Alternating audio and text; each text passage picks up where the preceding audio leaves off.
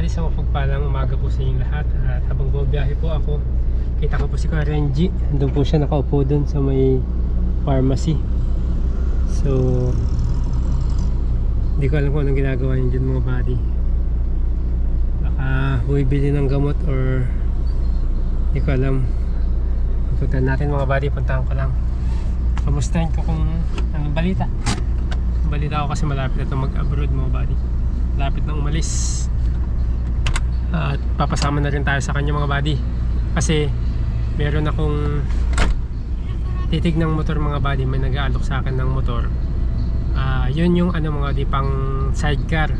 So sa probinsya kasi nung umuwi kami, syempre napakamahal ng diesel mga buddy. Hanggang ngayon pa rin naman napakamahal din ng gas. Ang pamasahe kasi sa amin doon sa probinsya, mula doon sa amin hanggang doon sa bayan ay 200. So balikan 400. So ganun kamahal mga buddy. At ang problema, pag ang nanay ko mga buddy ay pumupunta sa pangalawang bayan, kasi Agno tapos Bani, doon siya bumibili ng mga pang maintenance niya. Halos 3 beses sa isang buwan mga buddy siyang pumupunta. Kasi check up tapos bili ng maintenance niya. Pero yun talaga kasi yung schedule niya, balik-balik siya doon para nag-check up din siya tuwing linggo-linggo, ganun. So ang pamasahe naman doon mga buddy 500 balikan.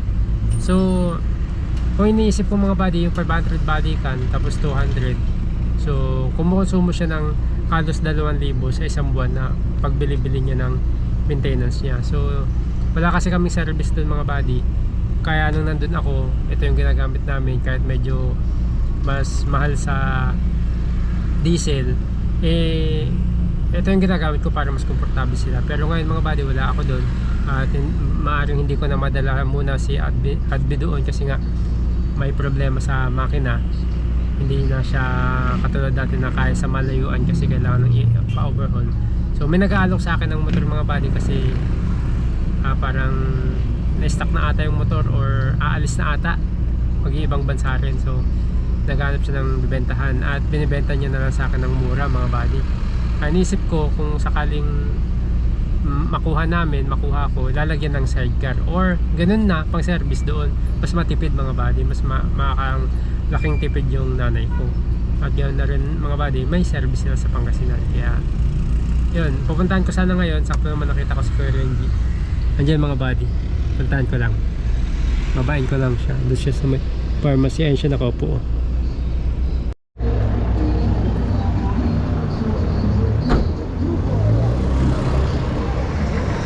Hindi niya pa ako nakita mga buddy. Pambihir.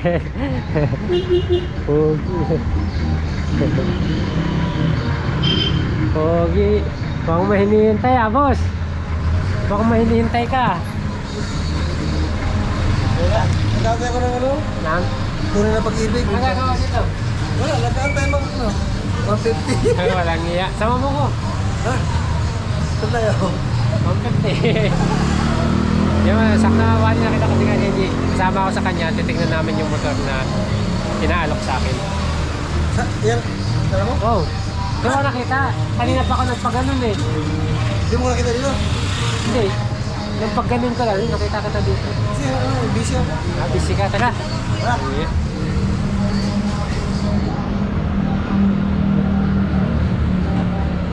Kasama natin si Kuya Renji. Mga buddy kasi Kuya Renji mahusay din sa ganyan. Kaso nagutom na mga buddy. Anong oras na? Tanghaling tapat na po. Ang oras ay 11:19. Yan, 11:19 na po. Yan. Yan na si Kuya Renji. Oh, pogi talaga, idol oh. Sir, saan po kayo sir?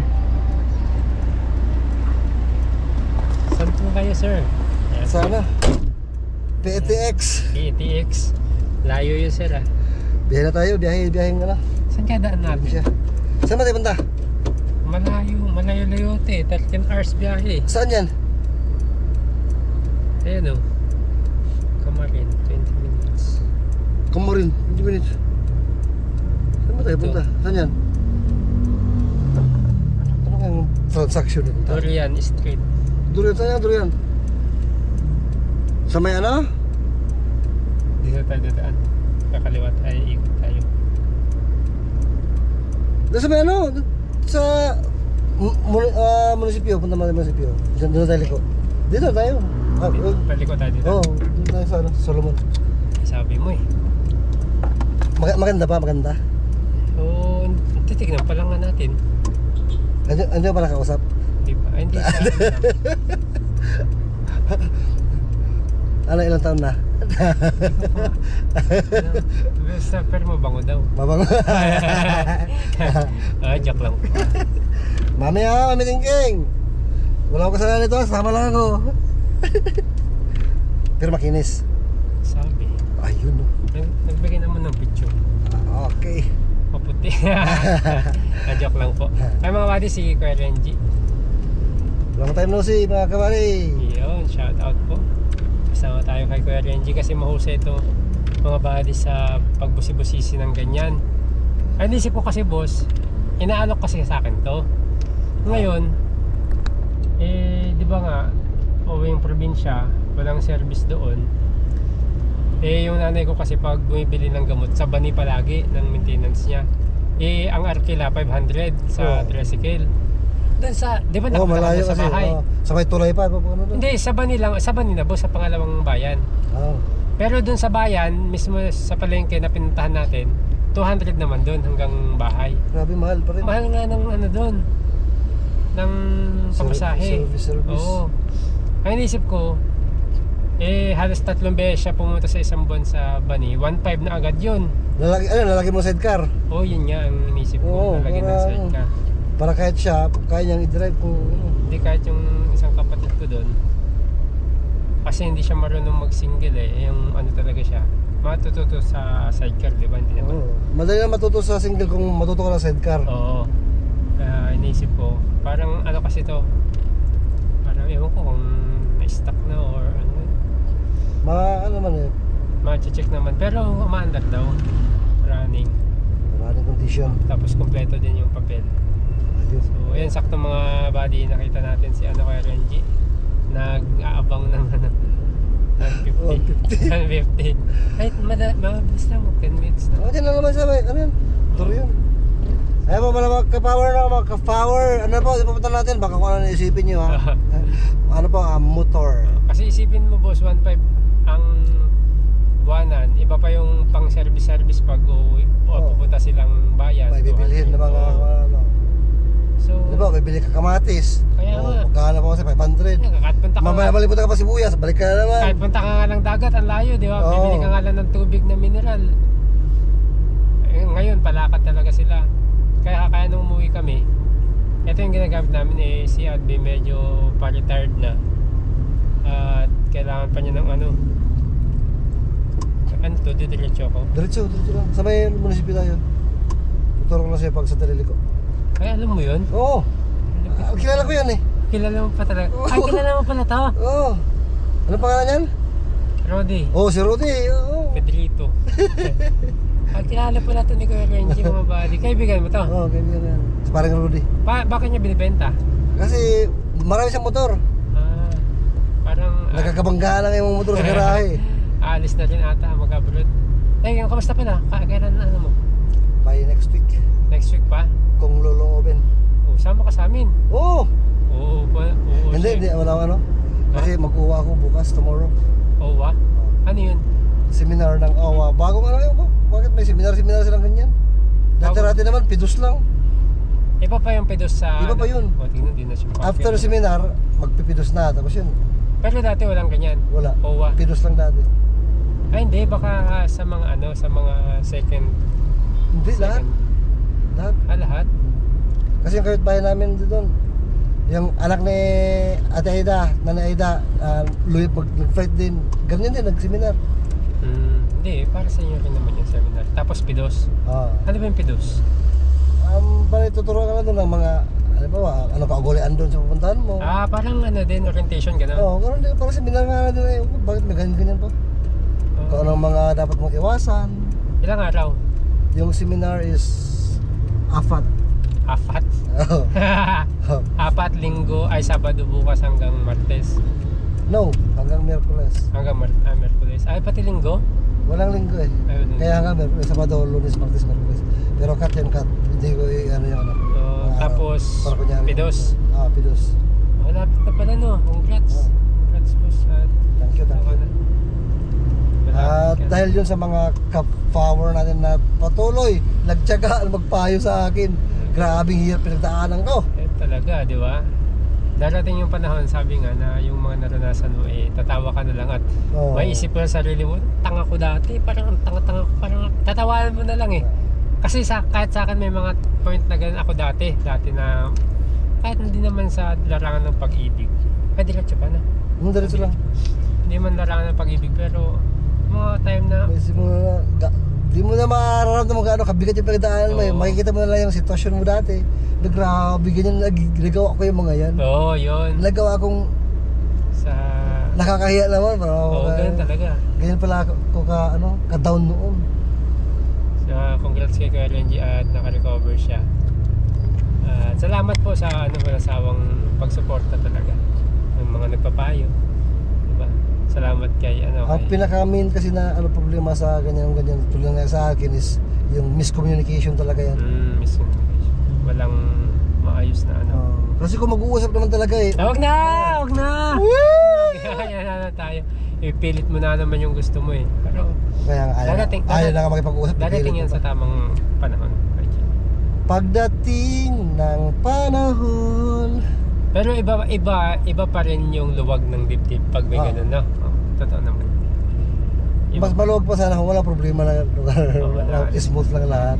Pero sa tingin ko, Kuya Renji, kung bakit nangyari sa itong mga to, may purpose talaga. Oo naman, may purpose. Tingnan mo, hindi ka magkaganyan sa tingin ko kung okay kayo. Yeah. Kasi okay ka na baka mas pa ako, nalugmok pa ako lalo kung hindi nangyari to. Oo, di ba?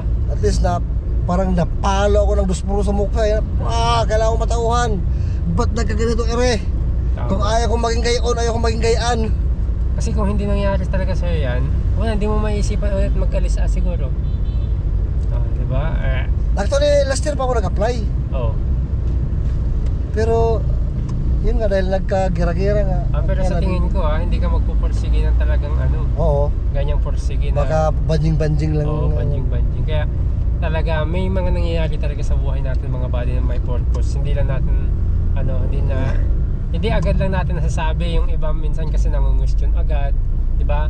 O kung-question mo bakit yung nangyayari sa akin. Ano bang naging kasalanan ko? Bakit binigay sa akin ng sitwasyon to? Oo, ganun. Pero everything happens for a reason. There's always a reason behind. Tignan mo naman yan. Ito LTO ata ito. Wala yan. Mga friends natin yan. Mga motor lang yan. Mga yan. Wala kang seatbelt. Maniwala. LTO ata. Kakaliwa ka dyan dun sa pagbaba. Dun sa baba. Huwag dito. Dun sa baba. So, kilala pala ni Kuya Renji ito. Kilala yan si Pali na Rudy Pedrita. Nabibingi ba kayo na nag-iingay na? Bala kasi namin bumiyahin ni Boss Maki. Ewan ko lang kung matutuloy. Matutuloy yan? Ayun pa. Sasakay ko na lang. Lalo pag di pinag-uusapan, bigla-bigla natutuloy. Pinag-usapan natin. Pero pag pinag-uusapan, mas lalo. Ayun naka. Ayan, kaliwa ka dyan. Tama naman, di ba? Ano ko sa'yo Kilala ka si paring Pedro. Kanina, Rudy ngayon, Pedro na. Pedro Hill.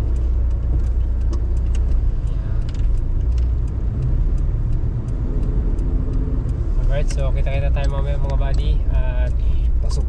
Lang namin yung titignan namin na motor ng kaibigan ni Kuya Renji. At yun yung update kay Kuya Renji. Yung kanyang pag-alis ay nalalapit na. At ang lalapit ang aking pagyao. huwag naman pagyao. Paglisan. Mga pangit pa rin. Papasok ako sa butas. Butas. Bakit ba ng pinto yung walang butas yun? Yung aeroplano.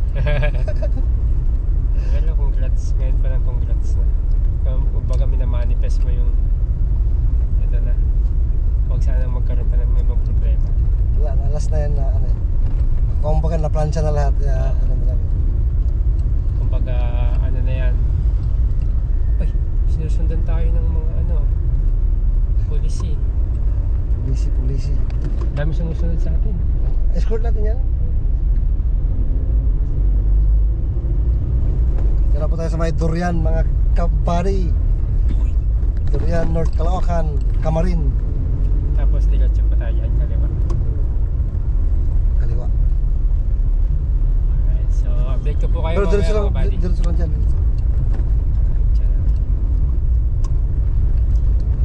We'll be back mga kabari. Nandito na kami. Yan si Kuya Renji. Problema sa kanyang mga papers. Kasi pupuntahan niya ngayon. Kaya sabi ko, palalamove na lang. Ang problema din siya sa lalamove. So, ayun mga buddies, so dito na kami. Hintayin lang namin yung may-ari ng motor.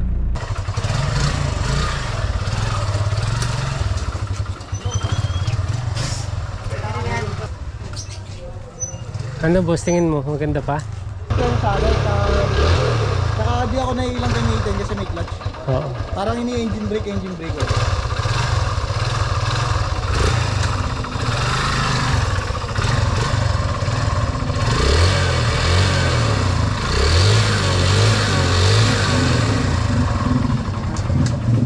Yan, kaya pakaramdaman ni Kuya Renji. Ano tal sir, parang kasi walang pusto yun. Ganda gamitin, pero ano ako pagpatag. Parang nandito, tawag na ito. Clutch. May clutch, engine brake yung ginagamit ko dyan. Ganda gamitin, engine brake. Tsaka itong tangke yan, makita mo naman. Pang ano talaga to kasi, pang kulong-kulong sa probinsya. Tsaka ito, yung mga normal naman. Pero wala na yan. Sa amin lang, Hindi ano lang. normal boss, yung yupi. Then, Oo. mga dad lang po yung ganyan. Tsaka pang ano naman kasi yan, pang sidecar ng sakal, tapos pang service sa probinsya. Pamalengke, ganun. Pamalit sa kalabaw. Oo. Yan, maganda yung mga mata. Tsaka malakas daw yan eh. Oh, CB. Ito nga, Parang parang sa sidecar nga. Pang sidecar talaga na. Pang kulong-kulong talaga. ito may ano, lagayan nyo. Lagyan mo lang ng battery, ganap po spec niya. Maghanap. Ay, yung papel pala nandun. Ah, Doon yung cellphone ko. check na lang namin, sir. Baka mawala. Sige po. Wait lang siya. So yun nga mga buddy, at ayan, tinignan namin ni Kuya Renji at sabi ni Kuya Renji, isa tayo na. Okay naman daw po. Kalan tayo dun. Okay naman daw po. Ang problema, pambili na lang. Budget na lang ang problema. Pero mura niya binibigay mga buddy, magana pa lahat. Yung issue niya lang mga buddy, yung preno, yung lever. Pero madali lang yun, di ba? Papalitan lang. Oo. Ano yun, 100 lang. Murang-mura na sa Mga minor, ano lang yung mga. o minor issue, gumagalaw. Minor issue lang talaga siya. Sabihan mo lang ako kay Renji kung hindi pa niya nabenta. Oh. Para kung sakali may pera, ako na yung makabili. Ganda kasi sa probinsya niya, sa doon boss kay mami mo. Oo nga. Sa service niya doon, Kita mo napakalayo naman eh. yung hirap dun, di ba? Layo. Saka ang pamasahe napakamahal. Pwede mo pang, may pamasada. Kung may sidecar ka, di ba? Pag estudyante. Lagyan mo lang, puwan yung kulong eh. Lagyan yung bubong. Ayun nga. Kaya yun mga buddy. Mga buddy, salamat Kuya Renji sa pagsama. Pag hindi pa niya mabenta, rush niya ba binibenta yun? Rush daw eh. Kasi paalis na siya. Yun lang mga buddy. May pera ako dyan, 1.5. Installment din. Oo, pwede installment. Bihira. Check natin. Kasi ano na yun, magandang ano na yun kay nanay, service nila. Tsaka kahit di ka marunong magmotor, matututo ka din kung may sidecar. Pang kulong-kulong. Mas safe pa. Kaya yun sana, mga buddy. Pagkaloob. Oo naman. Ha? Oo naman. Tangin mo na. Palamin muna ako. Sige. Hindi kami makaabante mga buddy, gawa ng may sakyan sa harap namin. Tsaka ano naman, confident siya sa binibenta niya na. Alam niya Oo. na walang siya. Ano siya na talaga na, okay yan, okay na. Oo. Kasi makikita mo yung iba na yung nagbabayan silang na hindi confident sa binibenta nila, may sira, ganun. Siya, sige, test drive nyo, okay yan. Tsaka honest naman siya. Okay mga buddy, update ko po kayo pag okay na. Salamat. Pag napakutang na kita. Sa loobin ni Kuya Renji na